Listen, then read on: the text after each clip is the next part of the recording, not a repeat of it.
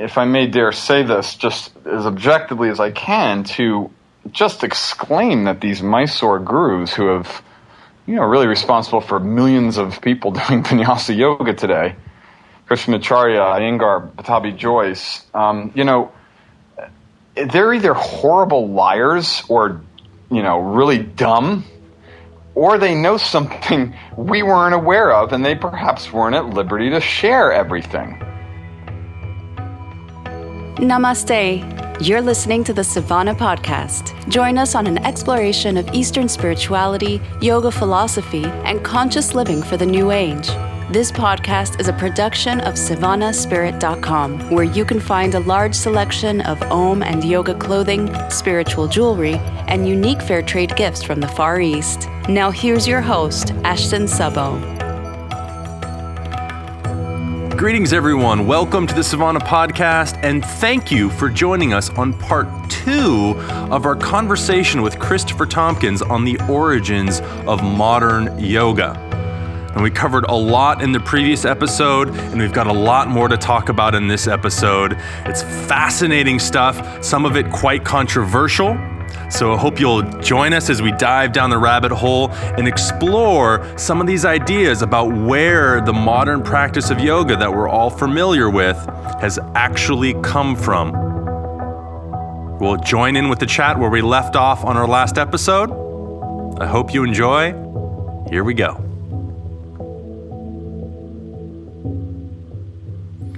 Well, what's interesting as well, I think some of the historical context of India at the time, this was something that I was just learning about recently and I thought was quite fascinating and parallels some of our modern day stuff, where the yoga of the time around Patanjali, based on when we say it was actually written or he lived, since it's not really certain, but there's a lot of ideas of when. But this idea is that India at the time was a lot more chaotic. There was a lot more fighting going on, a lot more poverty. In the time of the rise of these tantras, you had a kingdom in North India that was vast and prosperous. And I mean, they started setting up religious schools everywhere.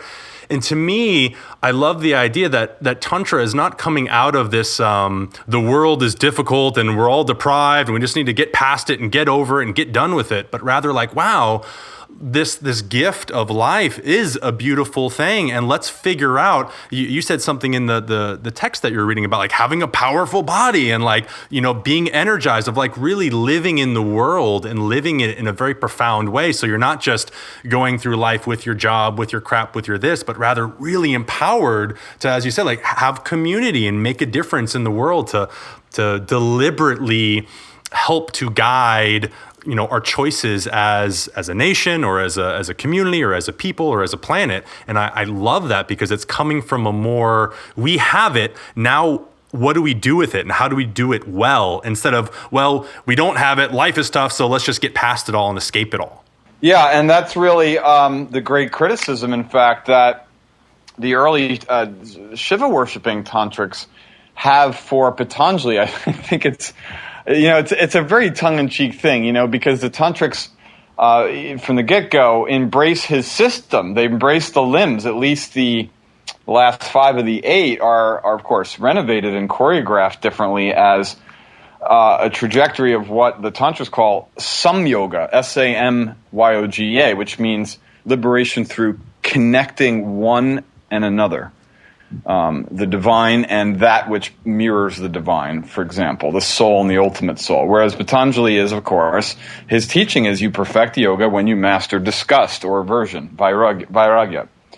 And so, they poke fun at him with that. Abhinavagupta says somewhere, I think it's him, he calls Patanjali Ananta, the serpent that Vishnu sleeps on. The Shaivas tend to think of Patanjali as the human or semi-divine incarnation of the couch of Vishnu, which is precisely why the Vaishnava Tantras used the Yoga Sutra, in that kind of stance. But in any event, Abhinavagupta says, poor Ananta, his mastery of yoga is so great that, meaning vairagya, withdrawal, that he has neglected to realize that how can you withdraw into something that doesn't exist because you can never see it, feel it, touch it, taste it, or experience it. meaning Prakriti, or the objective world of Mother Nature for Patanjali, is totally separate. Gets this from the Samkhya tradition. And the goal of yoga is to kind of cure what I think Nietzsche says somewhere, one of his great moments: life is something that it should not have been. It's like, how did I get caught up in this body? Well, very tender, beautiful moment. Abhinava says, but Ananta, speaking 600 years later, Ananta, Patanjali, you cherish the syllable Om as the sound of the divine. How can you hear it, pray tell, when you have ears of Prakriti? Meaning, that which is defiled. How can something sacred get into this horrible world, so you can then speak of it? How can the yogi hear it? How can you see light at the third eye when the eyes are soiled, as you say, by the imperfection of embodiment? That kind of thing. So basically, Shakti escapes into this world and Shiva or Vishnu chases her here as a kind of poetic trope. And then you wake up and find out you are the eyes of the world. You are one with that which you worship. And so worship now is forgetting the separateness. Well, and that of course, contrasting kind of as you mentioned, talking about Patanjali there in Samkhya philosophy, is that for Patanjali, you've got Prakriti and Purusha, two, like spirit and matter, and they're absolutely separate. One is false, one doesn't exist, and the other is the true reality. And that's where that context makes sense of what you're saying. Like, well, how do you, if that thing's the true thing and that's what you're experiencing is Om, then how is that possible if you're still experiencing it, which is then in the world of Prakriti, because you're using your senses of some kind of sound or otherwise. So that's a huge contrast with the Tantras, which are, the experience of beingness, of energy, is the goddess and exists. She's just a different form of that universal energy, correct? Yeah, and so what you have then is, of course, the different aspects of the goddess. The goddess is all too powerful, all too present. She is the love that you love with, but she's the hate that you hate with. She is energy. You can take these terms almost in their most simple rendering. And that which can be the means for your own, self-caused suffering. The tantrics are big on, we create our own reality, en masse as well as personally through free will. But to say that Shakti is good or evil, we're going beyond opposites. So Patanjali doesn't say this, but he implies Prakriti obviously is soiled. And that's the feminine noun in Sanskrit. Purusha, the soul, is the masculine. Now Purusha is Shiva or Vishnu, and Shakti is the inseparable partner. They are as inseparable as heat and light are to flame, for example, or the wave is to the ocean, wave being energy. So what happens when we harness this energy and recognize that energy, beyond the emotions that we feel in our body, can be harnessed at will and directed towards opening these blockages, as they say, in the central channel. So it becomes yoga becomes quite a systematic science of removing not your soul from the body, but removing blockages, even subtle body blockages, emotional blockages, through daily ritual, which is to say, what we all yearn to do in ritual. In the ritual of cooking and making love, and I'll be kayaking in a couple days. Why do we do ritual? Why do we repeat steps, kramas of a vinyasa? Well, because, of course, there's a rhythm that gets us to a place of yoga. That's the goal, right? So this is really life-affirming in every sense of the word, and it has to take on the physical form as something that's not going to be just sitting around anymore, trying to get out. This is not an ascetic tradition.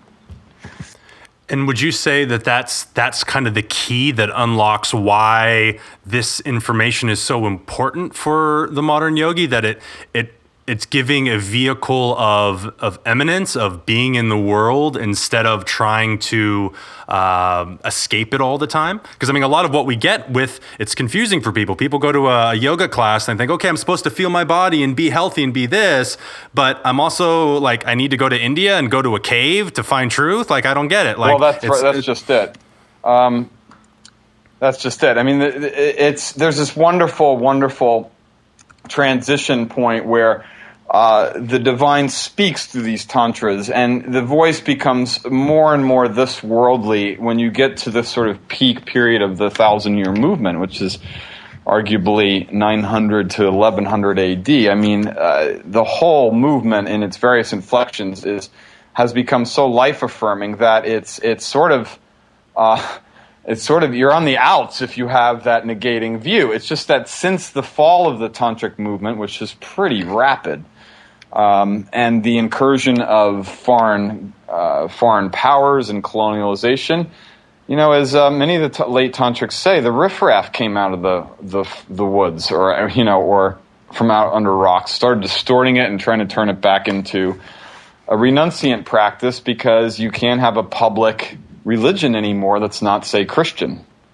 and Muslim in some cases. So I'm going a little off track, but just to say that, what we've inherited, what I like to say is we've inherited what they say happens at the end of the Ice Age. The glacier breaks apart, and it's no longer a solid, recognizable thing, and we're really sifting through a bunch of terminal moraine. And the pieces are not going to come together if we just look at the post-tantric texts, which are a bunch of, well, I hate to say it this way, but this is how the tantrics refer to the so-called Hathavadins, those who profess only Hatha without Shakti, without mantras, and who have the dead snake at the base of the spine. There are some awareness of these people going around, and and the practices get really weird when you take the mantras away. But in any event, there's this kind of throwback to asceticism which makes no sense at all when you take the practices from texts that were about liberation in life. And this is what we have in the Hatha Yoga Pradipika, which is not an original text. The only thing original about it is its distortions. So what would you say is like or why is it important for the typical person practicing modern postural yoga? Why is it important to make this connection with the tantras instead of just Patanjali like we would normally get? Like how does it actually? I mean, I get the idea of a more life-affirming practice, and I mean that's you there reading these rich and poetic texts. But for the average person who's probably never going to read a line of Sanskrit in their life, why is this still important for them too? Right. So neither could they read the Yoga Sutra, right, till it was translated. I mean, any text has to be rendered and understood. I could go off, and I won't do this, on a whole, the whole topic of the fact that these tantras are particularly cryptic because they don't want people distorting them. The mantras are full of power, so you can't pick one up like you could a Hatha Yoga manual and then simply go down the list and try to do this stuff. But if you learn as a scholar the fact that there's one standard blueprint, Ashton, that's the thing. There's Indian religion, Indian culture is always refinement, like the sharpening of a pyramid. It's broad at first and refined. So there's one daily practice, and when you get to understand what you're looking at, the whole world opens up, and the sadhana, the vinyasa, is clear. What I would say to the public is, this is your heritage. And if you can, for example, hear the following, this is a text called the Narada Tantra, or the Naradiya Tantra, unpublished, dates to about the 10th century, and it totally incorporates Patanjali's 8 limbs. This is something that the yoga world is very interested in healing. What are we doing with these limbs? Well, what if they were totally renovated? This is what the Naradiya says. A yogi is one who always performs puja, worship. He is not a renunciant. He remains in the community imbued with the quality imbued with the quality of empowerment in community. The yamas denote rules for everyday living for most beings, but for us, they are secondary yoga. Kriya yoga, engaging in action, means ritual action in which every devotion is an act of love. Our practice then is called Kriya Yoga Paro Nara Karmana Manasa Vacha. Our practice is Sarvaloke Hite Rata, where one's passion for embracing everyone in the world, all of community, is accomplished when dissolving the mind through the steps of ritual yoga, engaged with their body, mind, with their voice. An ordinary nada, a human being, rises off the ground and realizes that they are filled with that which they are they have worshipped, the bliss, Devananda of God. And then it goes on. This just beautiful passage that breaks down. And here's the definition. I teach the method of yoga, Vishnu says. Yoga is the awareness or understanding, cognition, the experience of reality purified of samsara, not escape from life and samsara. In that moment, liberation dawns upon the yogi. In this moment, we realize yoga vijnanam tayora beda iti abdiyate. The definition of yoga is the experiential awareness of bliss through realizing the non-duality of all that there is. Shariram, in this body, with these elements. And this last bit, yada twa abheda vijnanam jivatma paramatmano bhavhetada muni shrishta pasha chedo paratmana. The bondage of existence and suffering is severed by the greatest of munis. Who is this? The greatest of sages. One who recognizes that there is no duality, that what is other is really a reflection of the self. And in the moment of recognizing the divine in the mirror, jivatmana paramatmano, the soul within the breathing, living being, is recognized to be none other than that of the highest divinity here on earth. And this verse, Ashton, is actually in Krishnamacharya's Yoga Makaranda, unattested. And this Naradiya Tantra, devoted to the horse-headed deity Hayagriva, is Krishnamacharya's Ishtadeva. And this is one of his listed source tantras. And I could take you through it and match it paragraph for paragraph with his 1934 book. And right after this, we're given 33 asanas. And the last bit I'll say is probably worth mentioning, given the context of the class. Yoga sadhanam, asana, yama niyama, stira buddhir janendriya, abhyasate asanam. Now we practice asana, which is what? Samyag yoga sadhanam uttamam. It is a practice that imbues itself with yama and niyama. Krauncha, Nailikam, Sarvabhadra, Varsha, Naga, Dandavatta. This begins to name all these poses. Yoga Sadhanam Karanam, Trimshat Samkhya Nasanani. We practice our 30 poses around the mandala as a moving series of postures, standing and seated, called our Yoga Sadhana. These are just 30 for the mundane practitioner, and there's tons of other asana sections in this particular tantra. It has about 30,000 verses, I think, so nobody dares touch it. And this is where our heritage comes from, and it's untapped. So to kind of, I mean, as we're wrapping up the conversation as well, I'm hearing a lot about bliss and realization and all these sorts of things. But one of the questions I have around that is that, okay, if that is a legitimate goal, bliss and realization, my next question that inevitably comes up is, then what? Like the Buddhists, you know, it's like, oh, before enlightenment, chop wood, carry water. After enlightenment, chop wood, carry water. Like, is there something given in these texts or even in the commentaries of like, okay, well, here's the practices that get you to realize this stuff? Because then that big question is, well, it's realized, now I can go live in the cave, now I can do this, or no, go be in the world with this understanding. And sure, you got your job, you got your life, you got your family, because we're talking about a householder tradition. How is that all tied in at the end of not creating just a bunch of bliss bunnies floating around the world, but actually having this realization to empower them to live more radically engaged lives? Yeah, I mean, that's just it. I think it's best just to tell the brief story.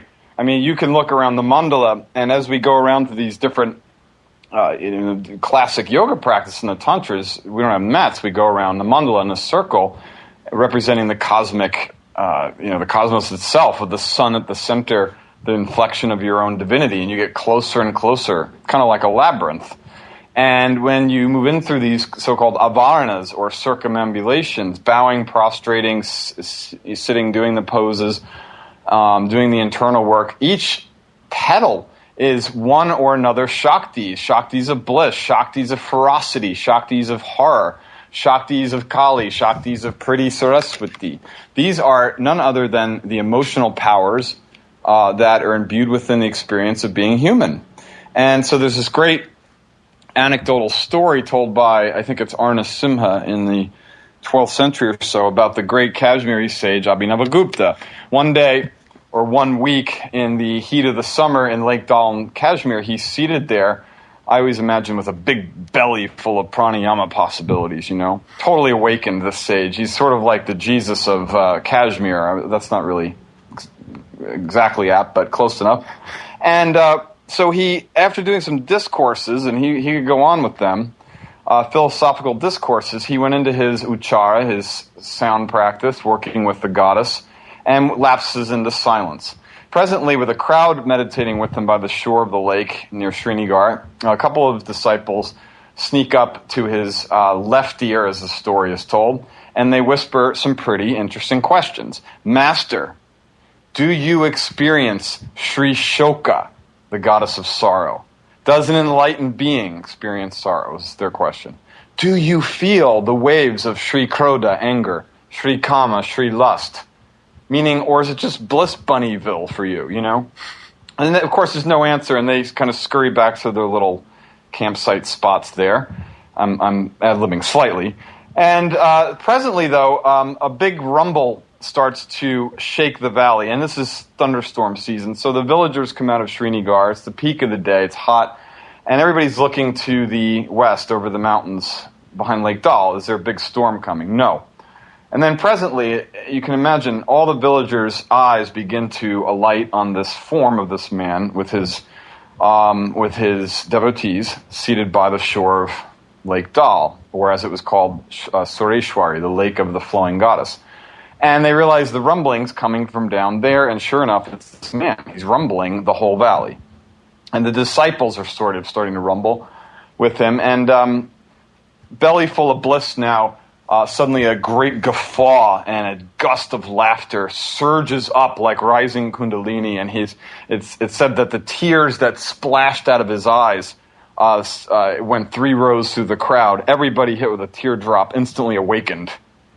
And the greatest hee-haw moment in the history of Tantra happened for about an hour. Everyone's rolling on the ground, half awakened. No one knows why they're laughing.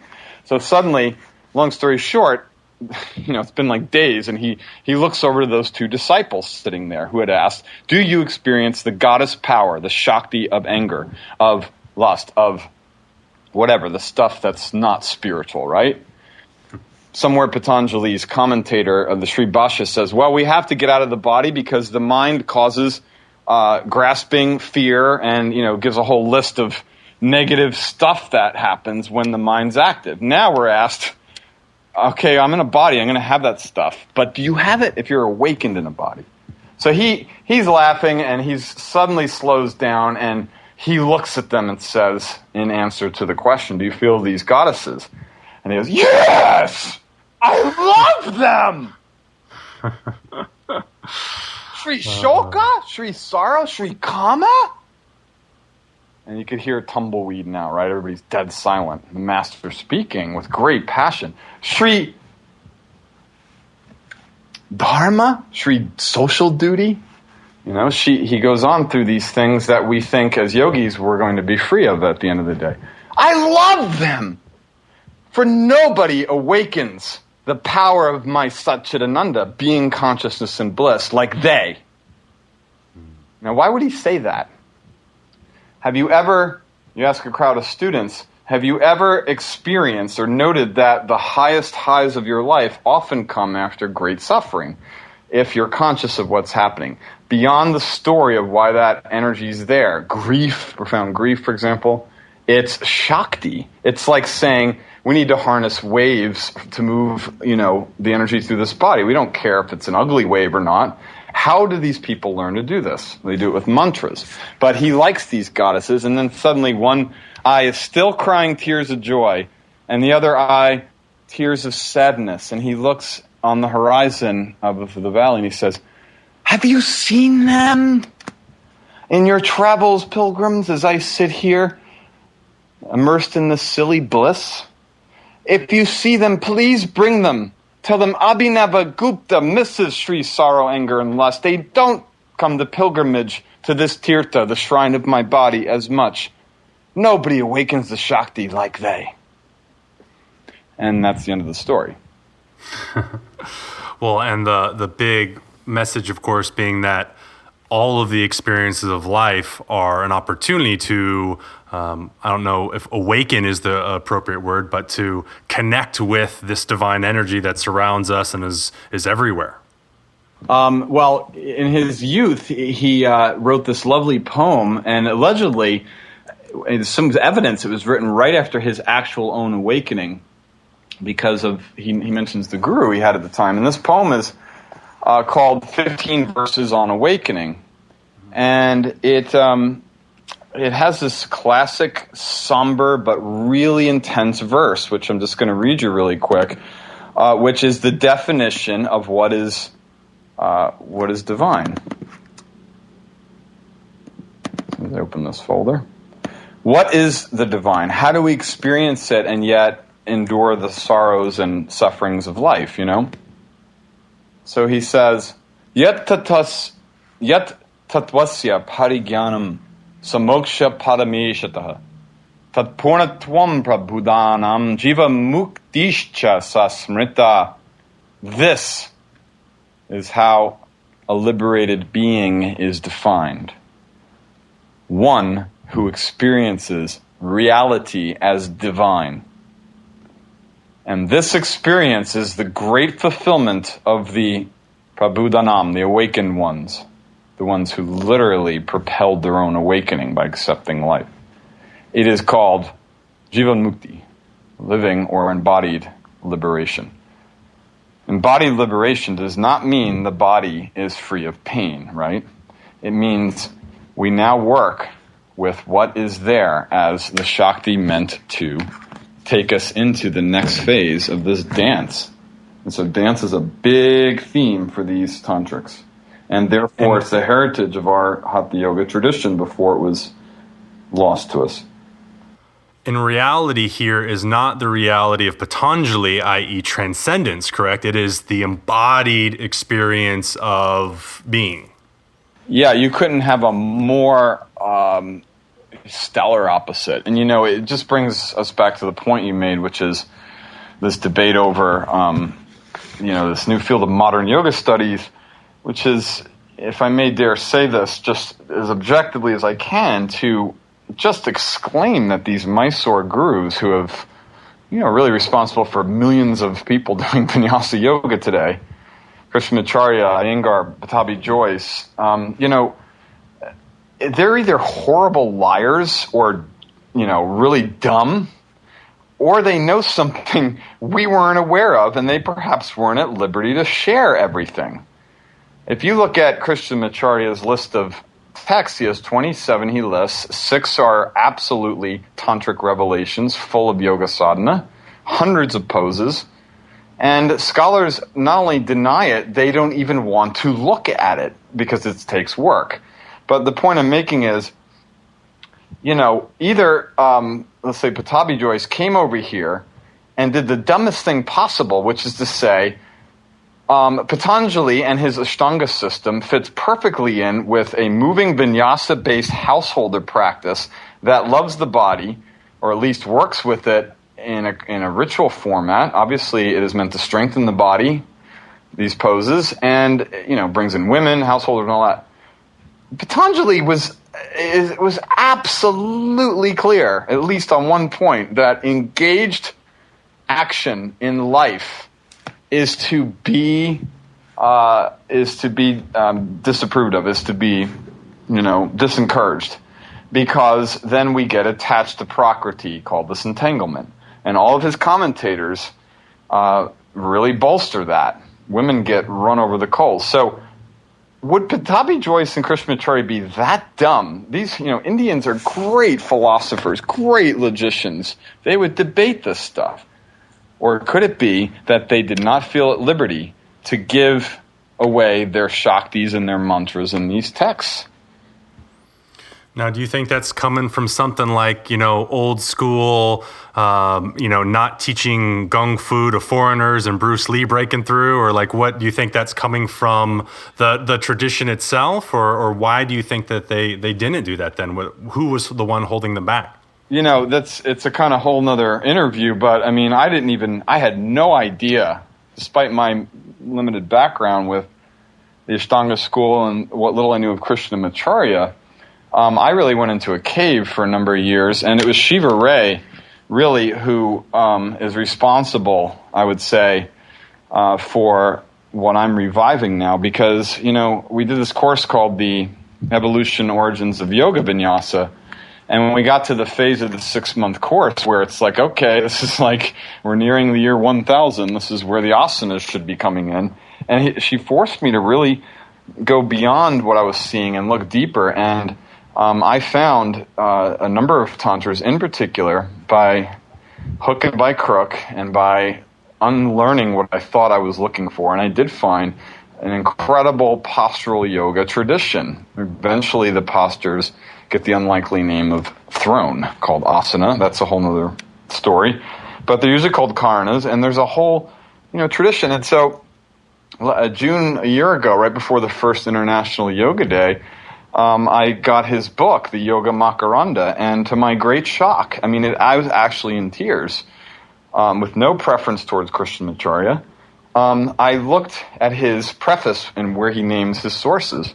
And 5 of the 27 texts were 5 of the, 40 texts I've found that have a full-blown asana sadhana. And I realized, my God, I found the same text he was working with on my own, just randomly, typed in e-text. So he, all I had to do was open the first few pages, Ashton, and he gives this whole upasana, series of things you do at the morning juncture, Sandhya Vadanam, the Anga Nyasa, and I read this and I was like, he's a Dikshita, he's a Tantric initiate. There's no question about it.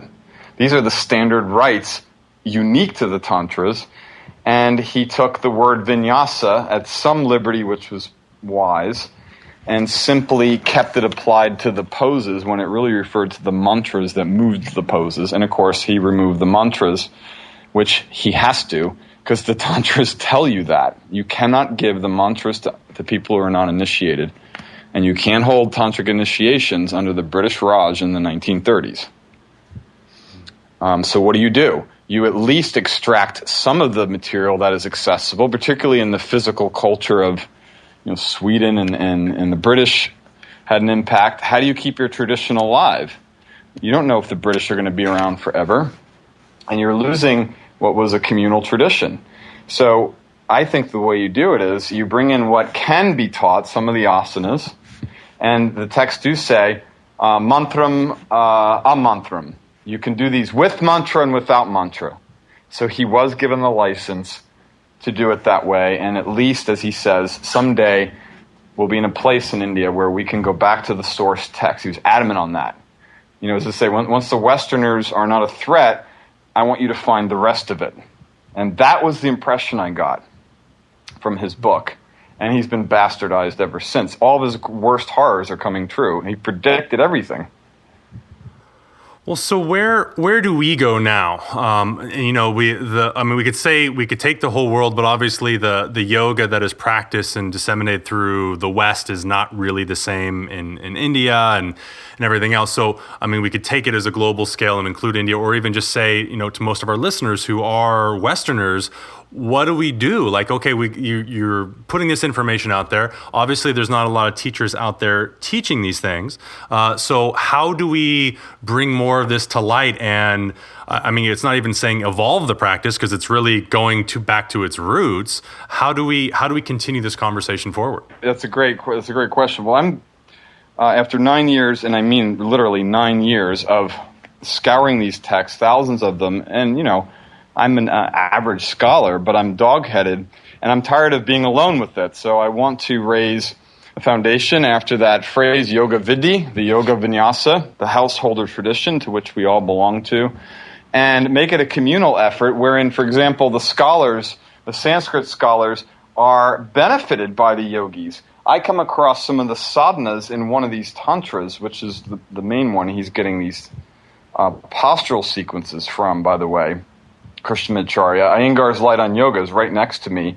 There's 38 pages in a row that are like 25 verses in a row in one tantra. The whole Shirshasana sequence comes from this tantra, and I can prove it. And because it's in Krishnamacharya's list. But it took me forever to realize, it's that kind of a headstand. You bring me an Ashton or somebody who's more adept at postural yoga, and they'll know the anatomy of the movement as I translate. That's a mundane answer. But what I want to do, of course, is create a consciousness around Sanskritists to really engage these texts. They need to be taught how the ritual broke down. And what we're allowed to do, technically, is what Krishnamacharya did, which is we can refine the physical practice, and at some point it may come to bear that when the mantras, the key element, are ready, they are the Shaktis. They call forth, perhaps initiation could be reawakened, where when the mantras are used or worked with, like they were with my dad, perhaps they helped cure his cancer. I don't know. But they are powerful. And until that day, we can refine a lot. For example, the Ashtanga yogis, I'm told, in some cases, there's some confusion about how Kumbhaka works through some of the sequences. Well, the source Tantras, Krishnamacharya, is very clear on breath sequencing. So we begin by refining the movements and drawing from the authorities. There's a whole Ayurvedic component that's never been seen, for example, from these texts. And so we begin by a communal, I think, worldwide connection. We have India now with the Prime Minister and the UN leading this 30 million people doing Surya Namaskara, while the Western academic world is saying it was all made up from Swedish gymnastics or whatever. Come on. Oh, so you're going to tell that to 30 million Indians now? And they're doing the same vinyasa we were doing. Look online. Look up photos. Same stuff. Is it theirs? Is it ours? Is it made up? No. It's one world family. And these tantras are still alive with their Shaktis. So I'm hoping, therefore, like, for example, I'd like to begin by getting a team of practitioners and scholars to work with. We're going to do an Indiegogo campaign to fund an initial book that reveals this daily yoga practice, points everybody in the direction of the tantras. And ultimately, I like to work with yogis like yourself to team up and try to revive the core practices and to clarify those that have come down to us not very clear. And also note that there is a lot of sahaja in these practices, meaning room for improvisation. And, with that, I think we just have to go in with baby steps. So where can our listeners go to find out about your work? What's the best place? I know you got a couple websites and stuff, but where can they go to be a part of the projects that you're talking about and find out more about the work that you're doing? Well, the first thing is we're about to launch, we have launched actually, a new online course called Yoga Vidhi. And there's an intro session that's now available for download on Yoga Vidhi, yogavidhi.org, all one word, Yoga Vidhi. And you can read about some of the stuff I'm talking about, the phrase. But the first intro session really covers the revival as it's happening now and turning towards the tantras and what their worth is. But now the first big bit or piece is a 4-part series starting in a couple weeks called The Tantric Origins or the Evolution of Chandra Namaskara, which is really the Vira sadhana of the tantras, and some real exciting stuff there. Devotional movement practice, breath practice that was thought to be so powerful that it could not only liberate you but free others from suffering. It's like a compassion practice. And to my awareness, I was quite, not surprised, but rather thrilled to find my sister Shiva Ray's version of that practice is very similar to one of these texts. So a lot of people are doing this stuff, and being told that it was all made up in the 1930s. A. B, not only was it not, but it was practiced by these poet sages who embraced women, who embraced householders, who did everything that the Hatha Yoga texts abhor. And we got to get our act together. And I invite everybody to join me and help me figure out all this stuff and check out the course. And you also have another website too where you offer courses, correct? Yeah, and so shivayoga.com is my regular site, and there's about 10 courses there. There's some wonderful courses on the history and evolution of the chakras. We could hear where I go into great detail about the Kundalini business and what chakras were originally for. We've forgotten all this because we've lost the Shaktis. They're removed completely from the Hatha Yoga texts. So it's time to rediscover our heritage.